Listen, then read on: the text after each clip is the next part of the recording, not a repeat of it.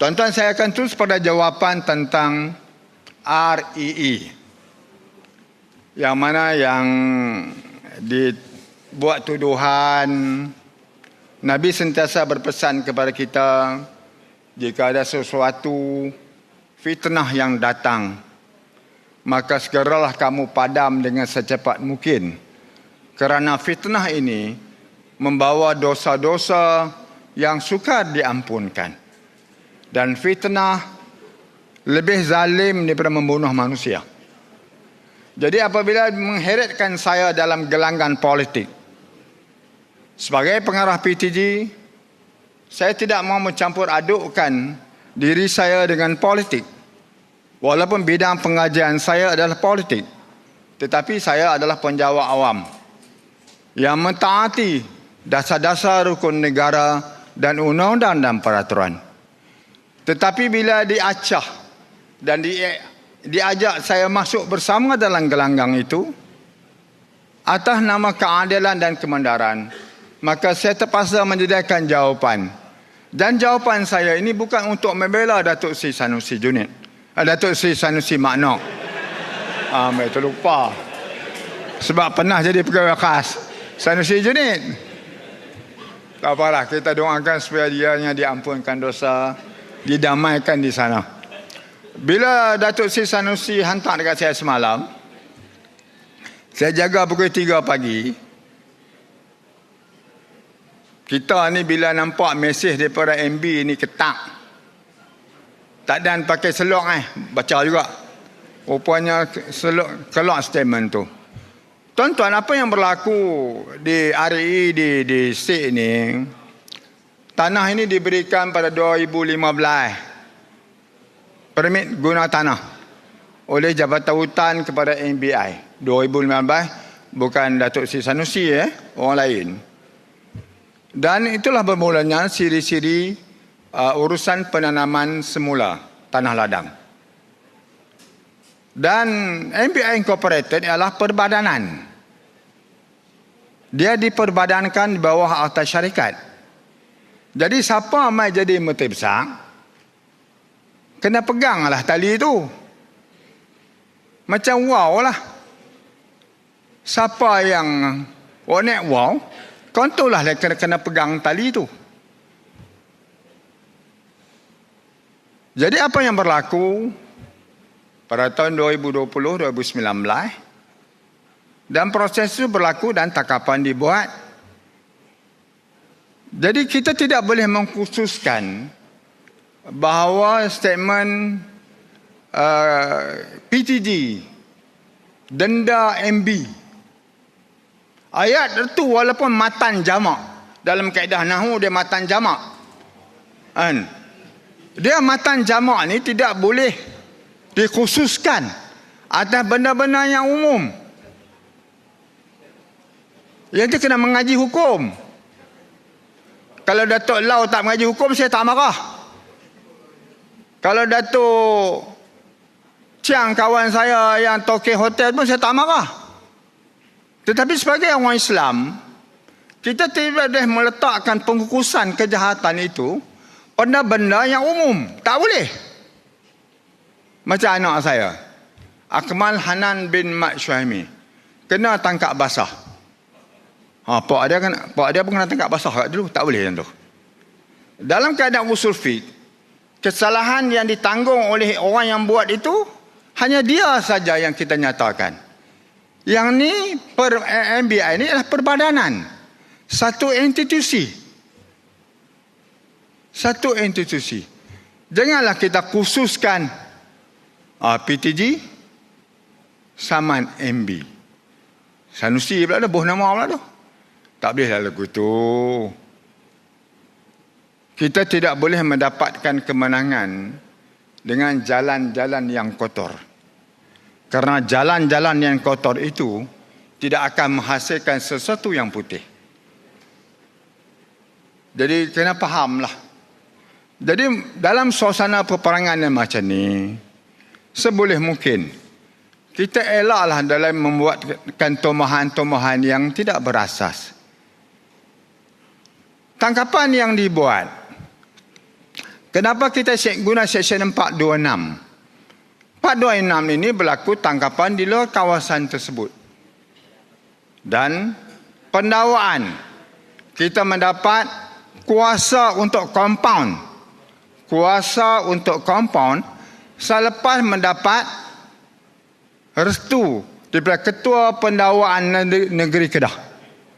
Kita bukan saja-saja pi Ketua Pendakwaan dalam minit saya, sila buat compound 500,000.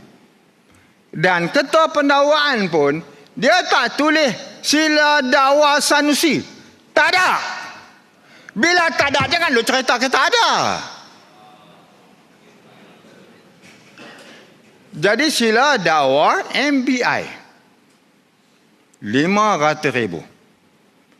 Ada kuasa ada MB mencelah ketika itu? Boleh. Bawa balik dalam exco untuk mengecualikan. Tapi MB Sanusi tak ada buat apa pun. Dan bahkan bersetuju. Adakah orang mencuri setuju untuk dia didenda? Adakah? Ada orang mencuri, lepas curi tangkap saya. Boh lokap. Adakah? Kalau ada, mungkin punca itu gila babi. Atau waya putih. Dan dalam minit tu pun, dalam minit Ketua Pendakwaan Persekutuan, Ketua Pendakwaan ni ialah Kerajaan Persekutuan. Kerajaan Persekutuan, pegawai Persekutuan diletakkan sebagai Ketua Pendakwaan dan Ketua Penasihat Undang-Undang Kerajaan Negeri. Bubuh 500,000 kepada NBI.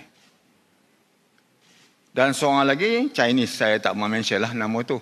Sebab dia ada kes mahkamah yang ditangkap baru ni. Jadi I reserve my comment untuk nama individu tu. Jadi benda tu berlaku dan didenda. Di compound 500,000. Tapi kalau MB nak campur tangan masa tu pun boleh, tuan-tuan. Kuasa dia. Bawa masuk MK untuk mengecualikan. Tapi dia tak pernah buat macam tu. Jadi tuan-tuan kena faham. Saya bukan nak membela bos saya. Tetapi Nabi dah berpesan, jika kamu mendengar fitnah yang memudaratkan, maka hapuslah kamu dengan sesegera yang mungkin. Jadi, bila mengheretkan pengarah PTG, jadi saya secara tidak langsung terpanggil untuk menjawab. Ada dua keadaan dalam hukum fiqh untuk kita menjawab fitnah. Satu, kita berjawab fitnah itu secara dalam kumpulan. Jadi kalau katalah saya fitnah Datuk kena Helmi, saya kena pergi minta kat dia, Datuk minta maaf saya telanjur tadi. Jadi mohon halal lah apa yang saya fitnah itu.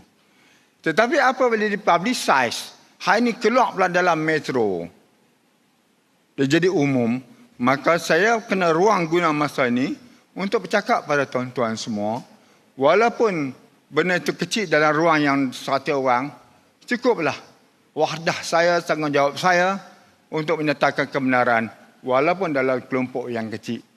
Mudah-mudahan tuan-tuan semua akan tidak tertanam api-api fitnah itu dibawa dan bercakap dengan orang lain. Jadi saya harap tuan-tuan faham. Dan tangkapan yang kedua pun, kita lepaskan kepada pihak agensi untuk mendakwa. Dan saya pun tunggu sekarang. Jadi saya harap pemberita yang ada tulis elok-elok. Tulis elok-elok. Sebab apa yang kita buat di dunia ini, semuanya ada soalan di padang mahsyar kelak. Telah akan kukuncikan mulut kamu dari berkata-kata di padang mahsyar. Yang menyaksi pada perbuatan kamu ada anggota-anggota kamu yang lain. Ingatlah. Perjalanan kita di dunia ini, Sayyidina Ali kata, seperti kerana kamu celup tangan kamu dalam air laut. Yang lekat di tangan itulah dunia. Yang ada di dalam lautan itu adalah akhirat. Jadi yang dunia itu sempit dan kecil saja. Yang ada itu adalah lautan itu adalah akhirat kita. Ingat, antara dosa-dosa besar yang sukar untuk diampunkan oleh Allah SWT adalah memfitnah. Jadi saya harap tuan-tuan pemberita pun tulis benar yang betul. Kalau tak betul, minta pengesahan. Pintu bilik saya sentiasa terbuka. Tak pernah tutup. Kecuali kaum kerabat mic saya tutup lah dengan SPRM.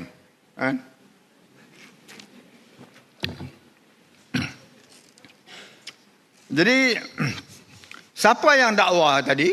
Siapa yang suruh compound tadi?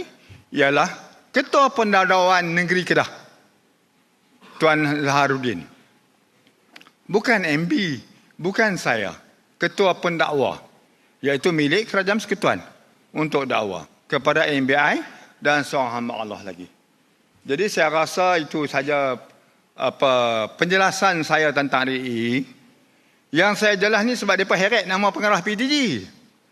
Saya cukup pantang untuk naik orang heret nama saya. Tak syok lah. Bukan saya tak minat politik, saya cukup minat. Tambah minat jadi MB. Kan? Tapi dalam suasana macam lah, bukan itu nawaitu kita. Nawaitu kita ialah untuk membuat yang terbaik pada rakyat ni Kedah. Tuan-tuan dan perempuan, tadi saya tanya Kak Long di sebelah. Mana Kak Long tadi yang saya jumpa tadi? Kak, mana Kak tadi yang habak 25 tahun tu? Nama apa Kak apa? Rodiatul lah. Rashidah. Tama Rashidah Utama. Nama Kak tu. Saya sambung menyanyi sikit. Kak kata saya boleh sambung dah tu. Saya takut bocor bangunan. Kak tu Kak Rashidah tu 24 tahun. 24 tahun. Menanti satu benda yang tidak muncul dalam hidup dia. Tapi hari ini menjadi kenyataan.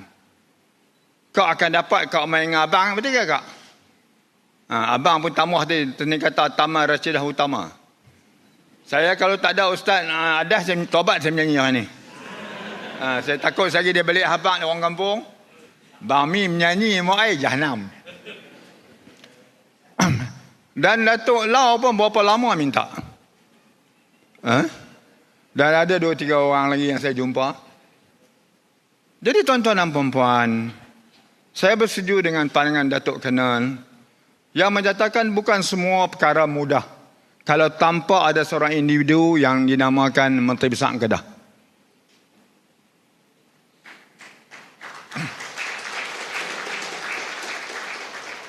Wabi Sanusi, Bami tak suruh tepuk tau, tapi dia boleh tepuk. Kan? Wahai Bami cakap haram, dia boleh tak tepuk pun. Jadi kerana ada kuasa eksekutif itu, kuasa eksekutif yang ada pada Yang Amat Berhormat itu, maka tuan-tuan akan dapat geran.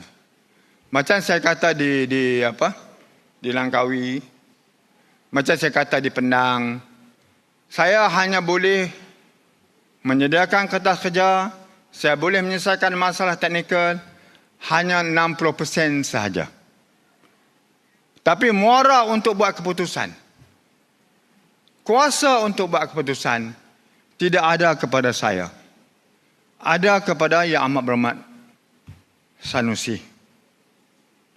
Kalau saya buat semaya hajat lah kot mana pun, tiba-tiba esok dia main kat saya, Bami, kita tangguhlah dulu. Saya tak ada masa. Saya sibuk. Saya nak bersalin. Bini saya bersalin dan sebagainya. Maka tuan-tuan hanya mendapat mimpi-mimpi ngeri sahaja. Tapi oleh kerana dia ada nilai tanggungjawab dia. Dia kata, Bami pedarah. Wah masuk mesyuarat. Cik lulus. Cik Bami ada semua 2-3 orang. Sebab saya dengan Wabi Sanusi, kami bercakap cik dengan macam dia beradik lah. Jadi macam tu. Tapi saya hormat dia lah. Sebab Tuhan takdirkan dia jadi Menteri Besar. Saya kena hormat yang tu. Hormat yang Allah Ta'ala berikan kepada dia. Sunnah Nabi. Tak ada masalah kita hormat orang, itu sunnah. Kita gembirakan hati orang, itu sunnah. Tapi pasal apa yang orang kita, pemimpin kita, nak masuk syurga ni cukup mudah. Nak masuk neraka itu payah. Tetapi kenapa kita memilih neraka? Itu persoalan dia. Imam Maududi menyatakan bahawa sesungguhnya Tuhan sentiasa memberikan ganjaran yang terbaik kepada yang buat kebajikan. Payah Tuhan nak bagi neraka kepada orang. Tetapi aku pun heran, dia kata. Kenapa kita semua memilih neraka? Saya pun kadang-kadang saya heran. Jadi tuan-tuan, bila naik mesyuarat, dia boleh hafak dekat saya. Bami, hak buat mana baru mampu pergi kat mereka lah. Kita tak usah bagi lagi kat mereka. Dia boleh kata. Mulut dia mulut mai. Pen dia pen mutiara. Dia bercakap apa wajib saya ikut.